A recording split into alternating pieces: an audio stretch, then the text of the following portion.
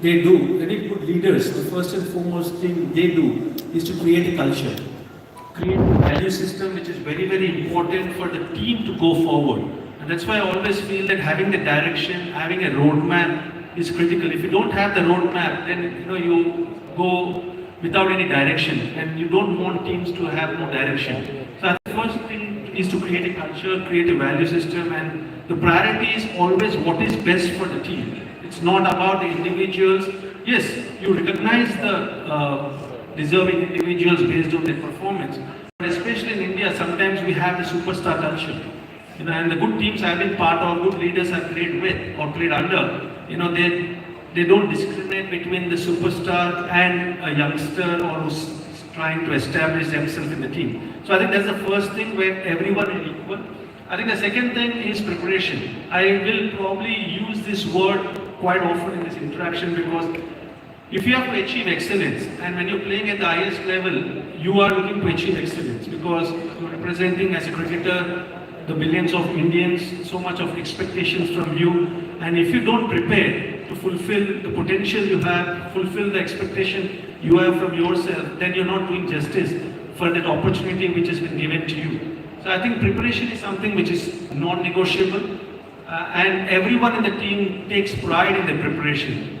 The third and important factor is how do you put the body on the line? Because it's sports. You're going to be injured, you're going to be maybe not 100% fit, you're going to be tired, especially when you're playing test match cricket, where you have to show that resilience over the period of 5 days. Not only test match cricket, any format has got its own challenges as far as body is concerned.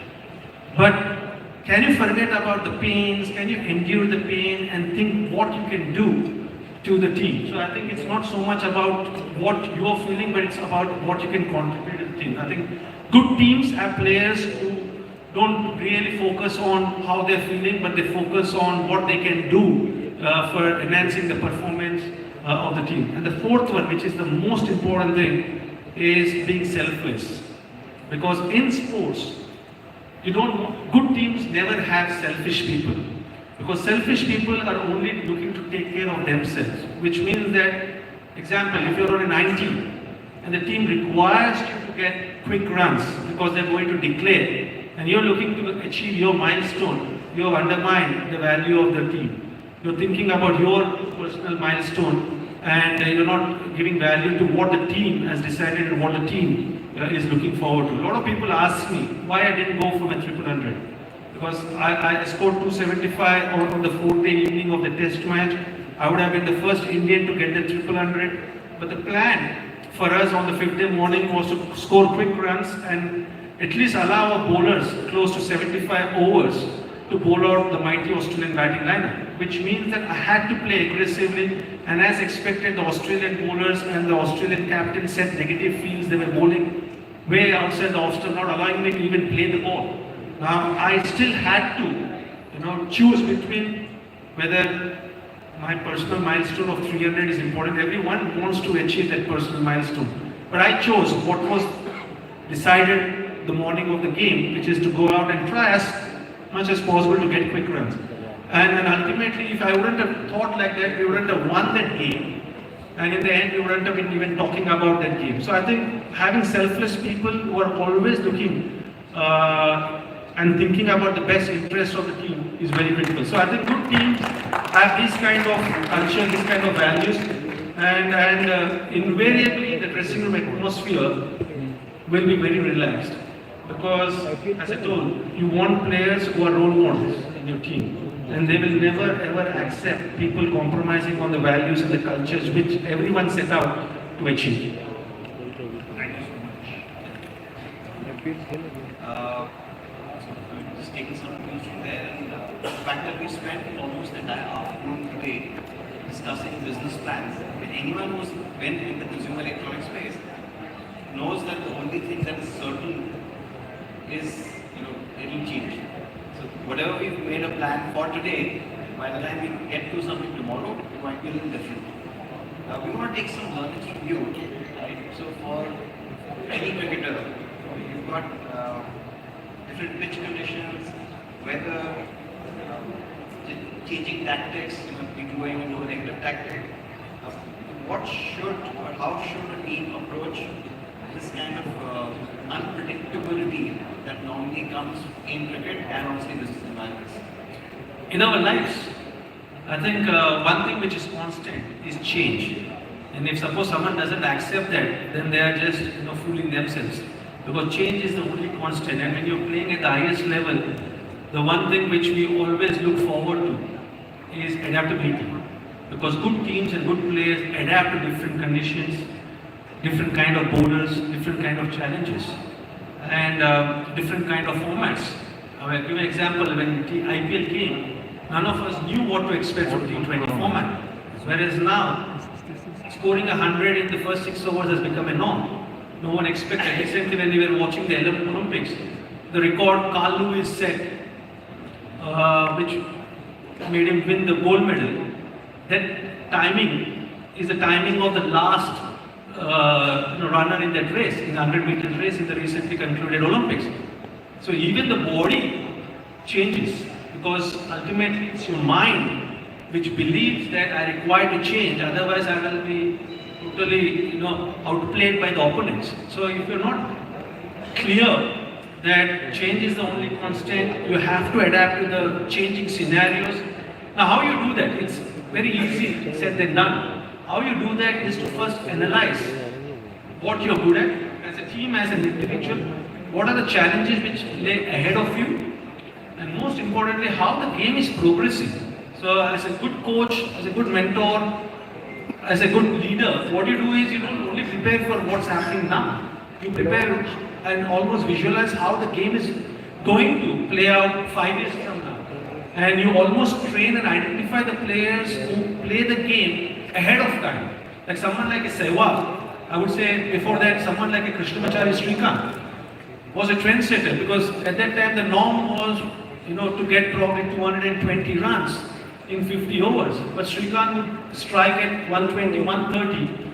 And now 120, 130 is a very normal thing. Someone like a Sehwag was ahead of his time.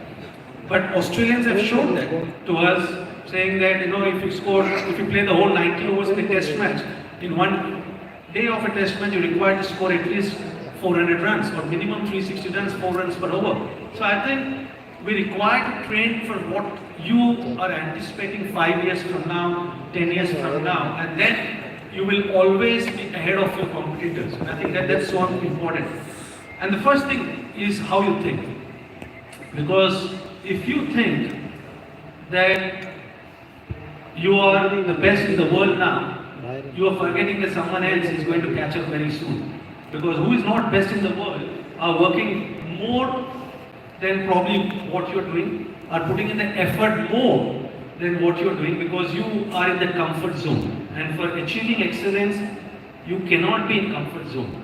So I think as individuals, as a team, you cannot be in comfort zone, because when you're in a comfort zone, you get stagnated. And when you stagnate, your opposition will run over you. So I think adaptability and not being in comfort zone, challenging yourself and almost having a vision what's going to happen 5 years from now is the way you will succeed. I've got a theory that as an international cricketer, every 4 years you're required to rejuvenate, you're required to relook at where you stand. Because what was good 4 years back may not be the norm.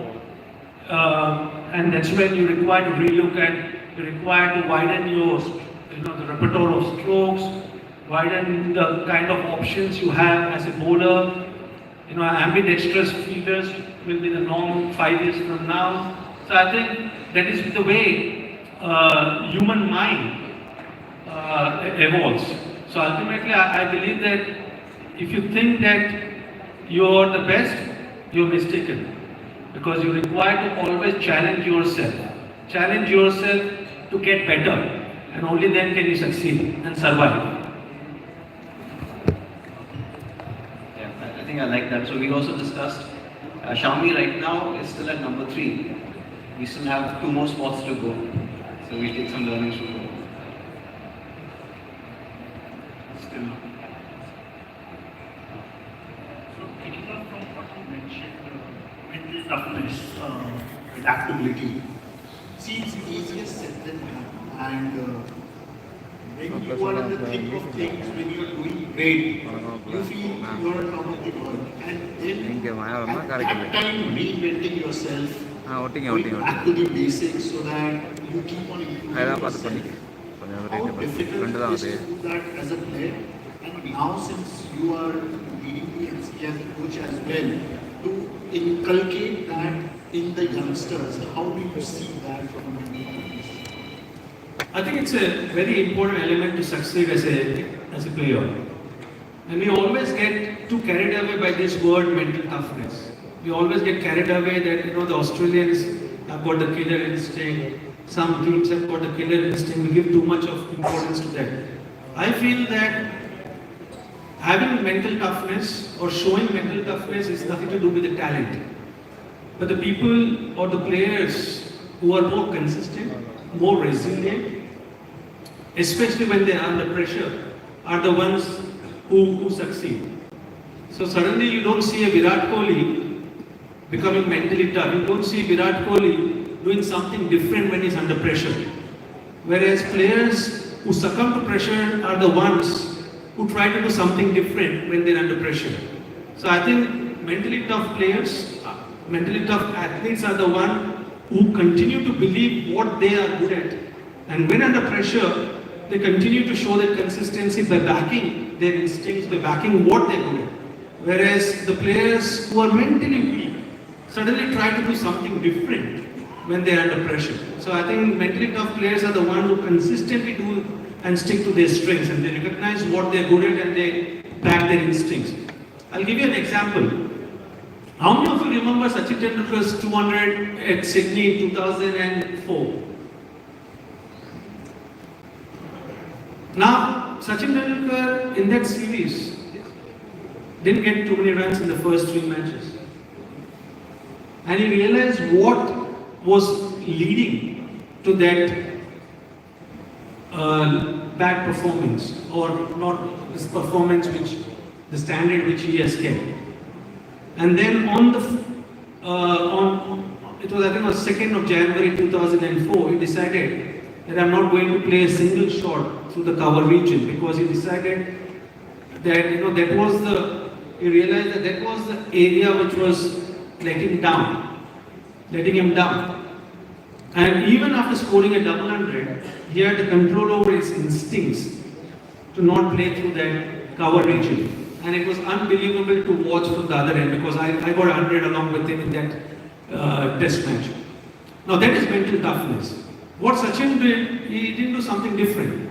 But what Sachin did was, when he was under pressure, from his standards, which was pretty high, he decided that I'm not going to play through the cover region. And he had that control and the discipline to follow and execute that game plan. And that is mental toughness. It is not something special Sachin did.